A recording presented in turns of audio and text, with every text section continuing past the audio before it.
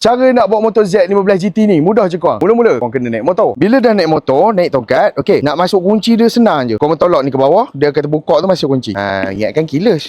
Okey, so bila dah masuk kunci, nak start dia tekan je starter.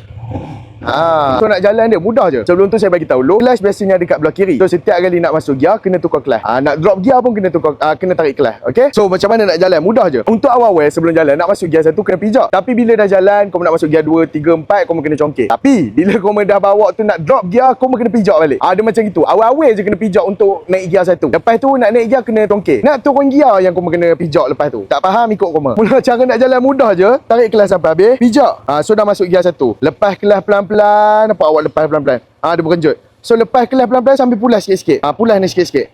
Sambil lepas kelas. Nampak? Motor dah jalan dah. Nanti kau akan dapat titik kat mana kau nak tukar gear tu. So dah jalan nak masuk gear 2, tarik clutch, congkak. Lepas clutch pulas.